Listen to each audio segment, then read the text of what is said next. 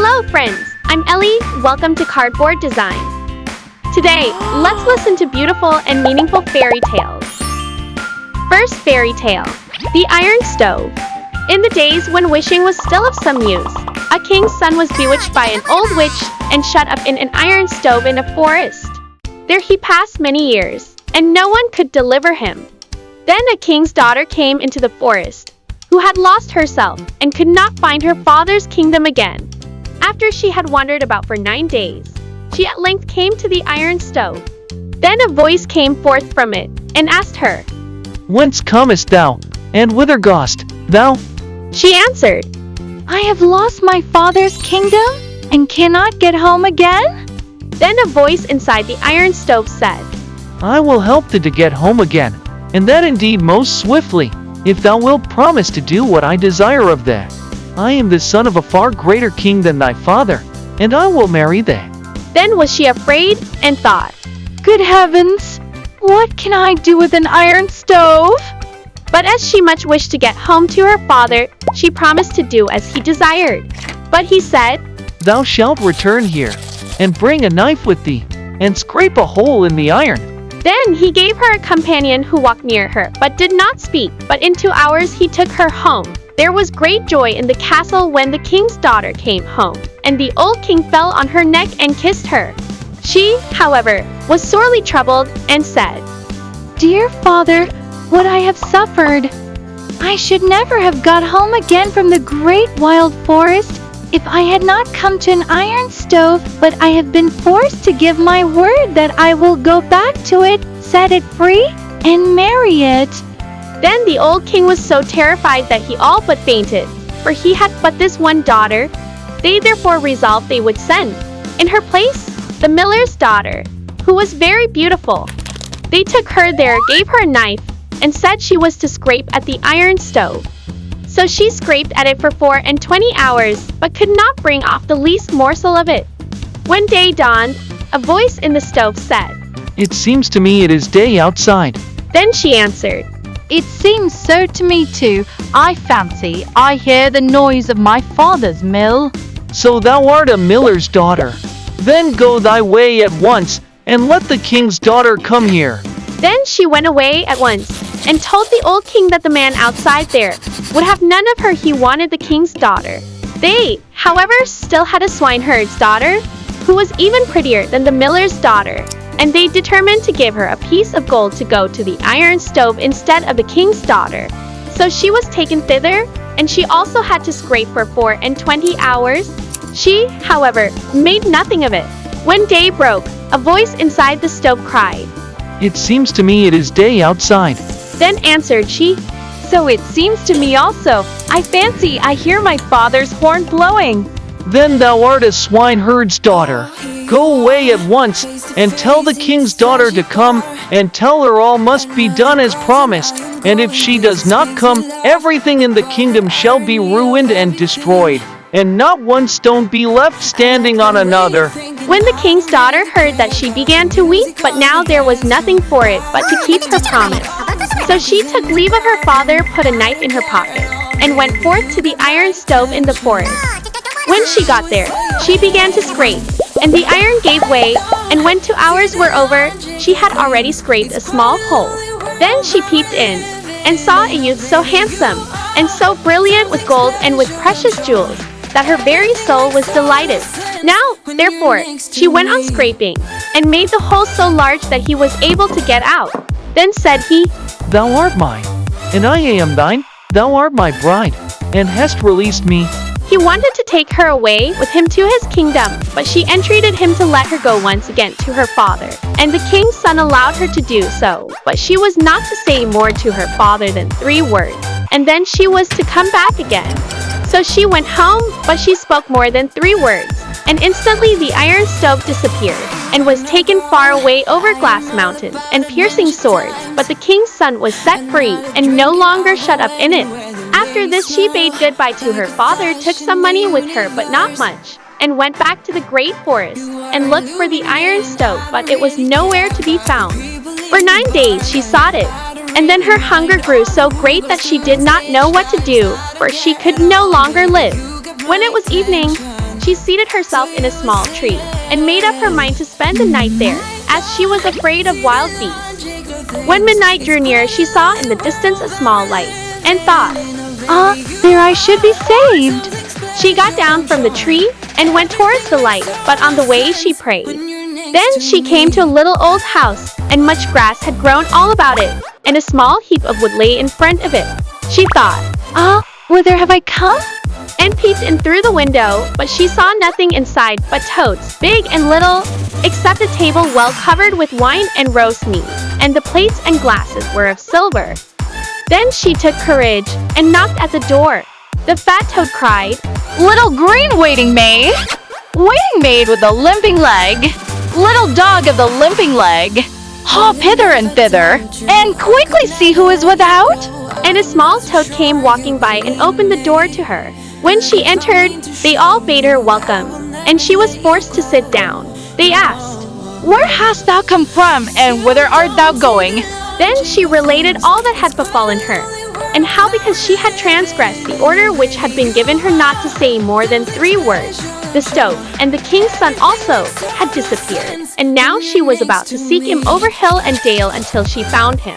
Then the old fat one said, Little green waiting maid with a limping leg, little dog of the limping leg, hop hither and thither, and bring me the great box. Then the little one went and brought the box. After this they gave her meat and drink, and took her to a well-made bed, which felt like silk and velvet, and she laid herself therein, in God's name, and slept. When morning came she arose, and the old toad gave her 3 needles out of the great box which she was to take with her. They would be needed by her, for she had to cross a high glass mountain, and go over 3 piercing swords and a great lake. If she did all this she would get her lover back again. Then she gave her 3 things, which she was to take the greatest care of, namely 3 large needles, a plow wheel, and 3 nuts. With these she traveled onwards, and when she came to the glass mountain which was so slippery, she stuck the 3 needles first behind her feet and then before them, and so got over it. And when she was over it, she hid them in a place which she marked carefully. After this she came to the 3 piercing swords, and then she seated herself on her plow wheel and rolled over them.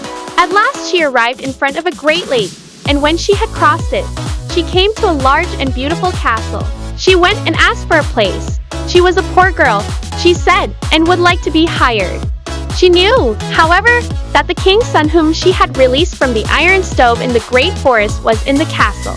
Then she was taken as a scullery maid at low wages. But already the king's son had another maiden by his side whom he wanted to marry, for he thought that she had long been dead. In the evening, when she had washed up and was done, she felt in her pocket and found the 3 nuts which the old toad had given her. She cracked one with her teeth, and was going to eat the kernel when lo and behold there was a stately royal garment in it. But when the bride heard of this she came and asked for the dress, and wanted to buy it, and said, It is not a dress for a servant girl. But she said no, she would not sell it, but if the bride would grant her one thing she should have it, and that was leave to sleep one night in her bridegroom's chamber. The bride gave her permission because the dress was so pretty, and she had never had one like it.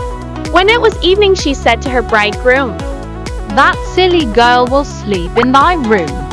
If thou art willing, so am I, said he. She, however, gave him a glass of wine in which she had poured a sleeping draught. So the bridegroom and the scullery maid went to sleep in the room, and he slept so soundly that she could not waken him.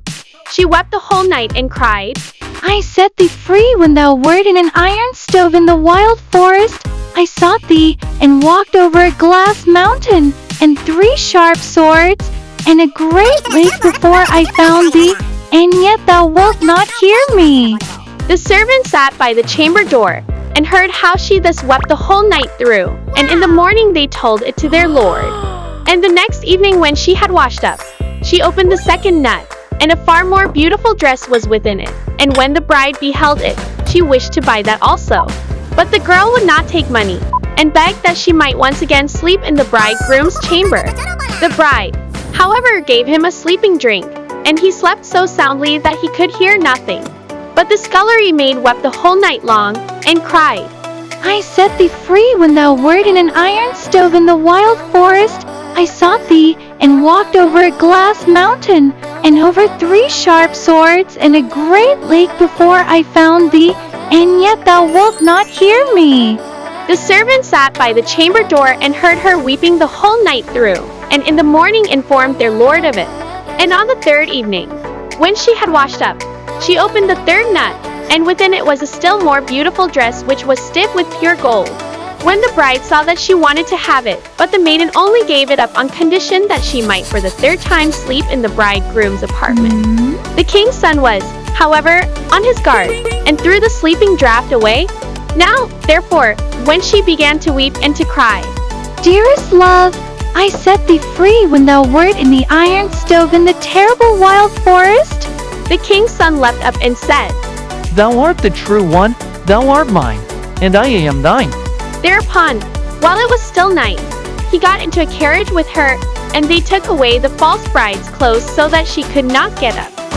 When they came to the great lake, they sailed across it, and when they reached the 3 sharp cutting swords, they seated themselves on the plow wheel, and when they got to the glass mountain, they thrust the 3 needles in it, and so at length they got to the little old house. But when they went inside that, it was a great castle, and the toads were all disenchanted, and were king's children, and full of happiness.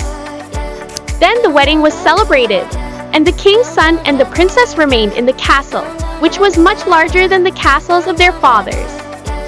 As, however, the old king grieved at being left alone, they fetched him away, and brought him to live with them, and they had 2 kingdoms, and lived in happy wedlock. The story illustrates the creativity and intelligence of the princess in solving challenges to get closer to the prince. The wedding gown created from a hazelnut, and the use of 3 needles, a plowshare, and a hazelnut as essential tools to overcome obstacles showcase inventive problem solving. The principles of honesty and responsibility stand out as the princess does not keep her promise, accepting the consequences. The maid and the cook also face the repercussions of their dishonest actions. Love and patience play crucial roles in the story. The prince and princess must overcome numerous difficulties and challenges to be together. The story conveys a message of patience and faith in true love. Second fairy tale. One eye, 2 eyes, and 3 eyes. There was once a woman who had 3 daughters, the eldest of whom was called One Eye because she had only 1 eye in the middle of her forehead, and the second 2 eyes because she had 2 eyes like other folks, and the youngest 3 eyes because she had 3 eyes, and her 3rd eye was also in the center of her forehead. However, as 2 eyes saw just as other human beings did, her sisters and her mother could not endure her. They said to her, Thou with thy 2 eyes art no better than the common people, thou dost not belong to us. They pushed her about, and threw old clothes to her, and gave her nothing to eat but what they left, and did everything that they could to make her unhappy. It came to pass that 2 eyes had to go out into the fields and tend the goat, but she was still quite hungry because her sisters had given her so little to eat. So she sat down on a ridge and began to weep, and so bitterly that 2 streams ran down from her eyes. And once when she looked up in her grief, a woman was standing beside her, who said, Why art thou weeping, little 2 eyes? 2 eyes answered, Have I not reason to weep when I have 2 eyes like other people, and my sisters and mother hate me for it, and push me from one corner to another, throw old clothes at me, and give me nothing to eat but the scraps they leave? Today they have given me so little that I am still quite hungry. Then the wise woman said, Wipe away thy tears, 2 eyes, and I will tell thee something to stop thee ever suffering from hunger again. Just say to thy goat, Bleat, my little goat, bleat. Cover the table with something to eat, and then a clean, well-spread little table will stand before thee, with the most delicious food upon it, of which thou mayst eat as much as thou art inclined for. And when thou hast had enough, and hast no more need of the little table, just say, Bleat, bleat, my little goat, I pray, and take the table quite away, and then it will vanish again from thy sight. Hereupon the wise woman departed. But Two Eyes thought, I must instantly make a trial and see if what she said is true, for I am far too hungry. and she said, Bleat, my little goat, bleat. Cover the table with something to eat. and scarcely had she spoken the words than a little table covered with a white cloth was standing there, and on it was a plate with a knife and fork, and a silver spoon, and the most delicious food was there also, warm and smoking as if it had just come out of the kitchen. Then Two Eyes said the shortest prayer she knew, Lord God, be with us always. Amen. and helped herself to some food, and enjoyed it. And when she was satisfied, she said, as the wise woman had taught her, Bleat, bleat, my little goat, I pray. And take the table quite away. and immediately the little table and everything on it was gone again. That is a delightful way of keeping house. Thought Two Eyes, and was quite glad and happy. In the evening, when she went home with her goat, she found a small earthenware dish with some food, which her sisters had set ready for her, but she did not touch it. Next day, she again went out with her goat, and left the few bits of broken bread which had been handed to her lying untouched. The first and second time that she did this, her sisters did not remark it at all, but as it happened every time, they did observe it, and said, There is something wrong about Two Eyes. She always leaves her food untasted, and she used to eat up everything that was given her. She must have discovered other ways of getting food. In order that they might learn the truth, they resolved to send One Eye with Two Eyes when she went to drive her goat to the pasture to observe what Two Eyes did when she was there, and whether anyone brought her anything to eat and drink. So when Two Eyes set out the next time, One Eye went to her and said, I will go with you to the pasture and see that the goat is well taken care of and driven where there is food. But Two Eyes knew what was in One Eye's mind, and drove the goat into high grass and said, Come, One Eye, we will sit down, and I will sing something to you. One Eye sat down and was tired with the unaccustomed walk and the heat of the sun, and Two Eyes sang constantly, One Eye, wakest thou? One Eye, sleepest thou? until One Eye shut her one eye, and fell asleep, and as soon as Two Eyes saw that One Eye was fast asleep, and could discover nothing, she said, Bleat, my little goat, bleat. Cover the table with something to eat.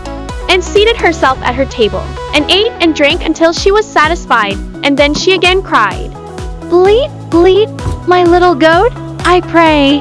And take the table quite away. and in an instant all was gone.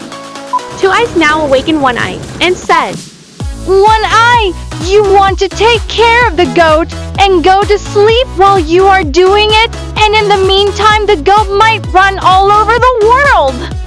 Come, let us go home again. So they went home, and again Two Eyes let her little dish stand untouched, and One Eye could not tell her mother why she would not eat it, and to excuse herself said, I fell asleep when I was out. Next day the mother said to Three Eyes, This time thou shalt go and observe if Two Eyes eats anything when she is out, and if anyone fetches her food and drink, for she must eat and drink in secret. So Three Eyes went to Two Eyes, and said, I will go with you and see if the goat is taken proper care of and driven where there is food. But Two Eyes knew what was in Three Eyes' mind, and drove the goat into high grass, and said, We will sit down, and I will sing something to you, Three Eyes. Three Eyes sat down and was tired with the walk and with the heat of the sun, and Two Eyes began the same song as before, and sang, Three Eyes, are you waking? But then, instead of singing, Three Eyes, are you sleeping?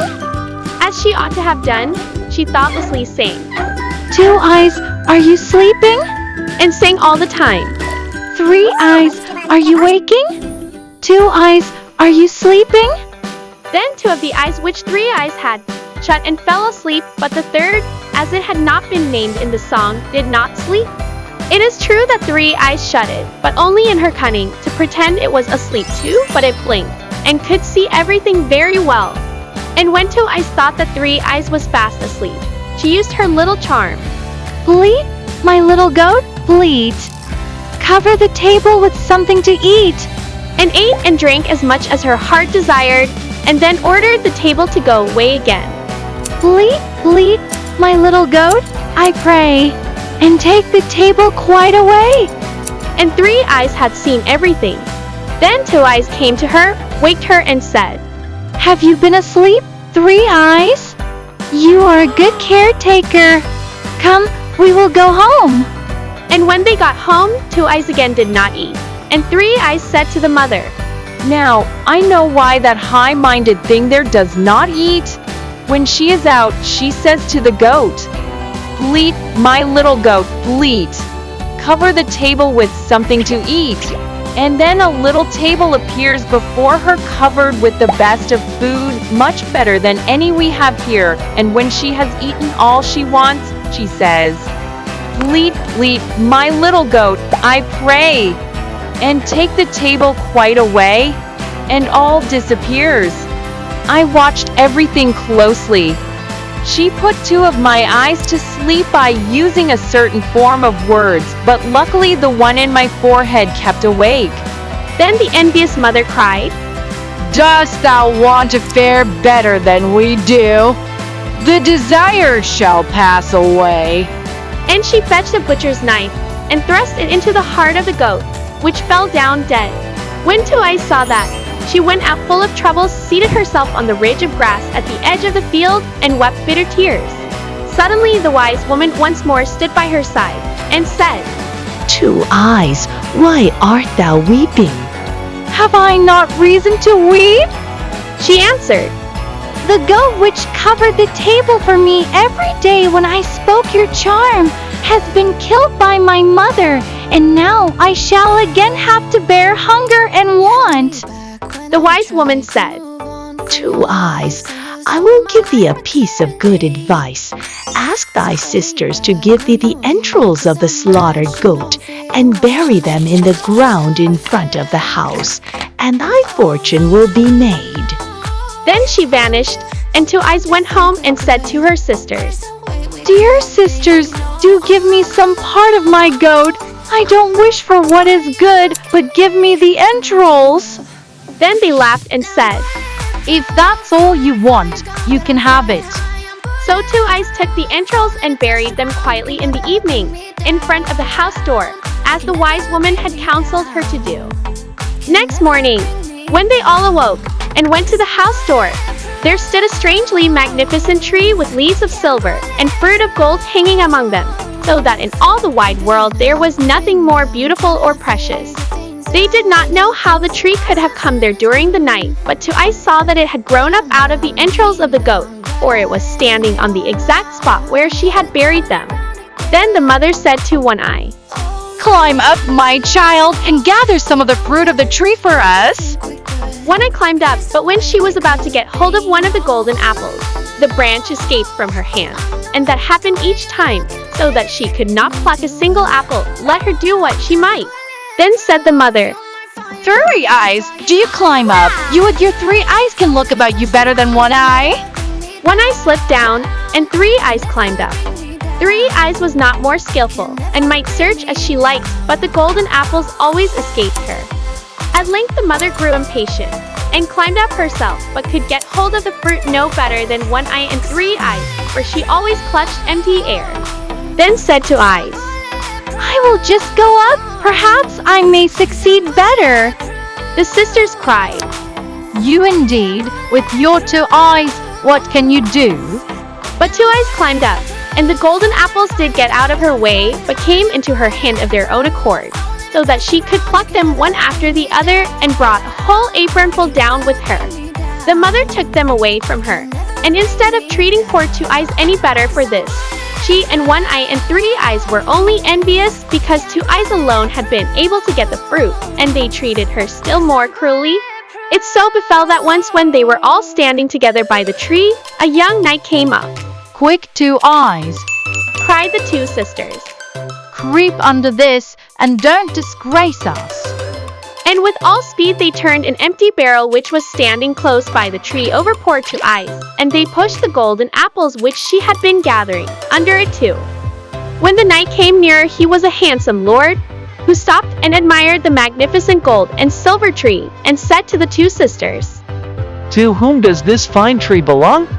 Anyone who would bestow one branch of it on me might in return for it ask whatsoever he desired." Then One Eye and Three Eyes replied that the tree belonged to them, and that they would give him a branch. They both took great trouble, but they were not able to do it, for the branches and fruit both moved away from them every time. Then said the knight, "It is very strange that the tree should belong to you, and that you should still not be able to break a piece off." They again asserted that the tree was their property. Whilst they were saying so, Two Eyes rolled out a couple of golden apples from under the barrel to the feet of the knight, for she was vexed with One Eye and Three Eyes for not speaking the truth. When the knight saw the apples, he was astonished and asked where they came from. One Eye and Three Eyes answered that they had another sister, who was not allowed to show herself, for she had only two eyes like any common person. The knight, however, desired to see her, and cried, "Two Eyes, come forth." Then Two Eyes, quite comforted, came from beneath the barrel, and the knight was surprised at her great beauty, and said, "Thou, Two Eyes, canst certainly break off a branch from the tree for me." Yes, replied Two Eyes. that I certainly shall be able to do, for the tree belongs to me. And she climbed up, and with the greatest ease broke off a branch with beautiful silver leaves and golden fruit, and gave it to the knight. Then said the knight, "Two Eyes, what shall I give thee for it?" Alas, answered Two Eyes, I suffer from hunger and thirst, grief and want, from early morning till late night. If you would take me with you, and deliver me from these things, I should be happy. So the knight lifted Two Eyes onto his horse, and took her home with him to his father's castle, and there he gave her beautiful clothes, and meat and drink to her heart's content. And as he loved her so much, he married her, and the wedding was solemnized with great rejoicing. When Two Eyes was thus carried away by the handsome knight, her two sisters grudged her good fortune in downright earnest. The wonderful tree, however, still remains with us, thought they. And even if we can gather no fruit from it, still everyone will stand still and look at it, and come to us and admire it. Who knows what good things may be in store for us? But next morning, the tree had vanished, and all their hopes were at an end. And when Two Eyes looked out of the window of her own little room, to her great delight it was standing in front of it, and so it had followed her. Two Eyes lived a long time in happiness. Once two poor women came to her in her castle, and begged for alms. She looked in their faces, and recognized her sisters, One Eye and Three Eyes, who had fallen into such poverty that they had to wander about and beg their bread from door to door. Two Eyes, however, made them welcome, and was kind to them, and took care of them, so that they both with all their hearts repented the evil that they had done their sister in their youth. The story illustrates the law of karma, highlighting that our actions will come back to us. The mistreatment that One Eye and Two Eyes faced from their older sisters eventually led to the sisters' own hardships and poverty. This emphasizes the importance of ethical behavior and moral conduct in one's life. Two Eyes not only accepts but also cares for her sisters when they come seeking help. The lesson here revolves around compassion and the ability to share, underscoring the significance of mutual support and assistance in society. Two Eyes' kindness is repaid with a happy and prosperous life when she marries the knight.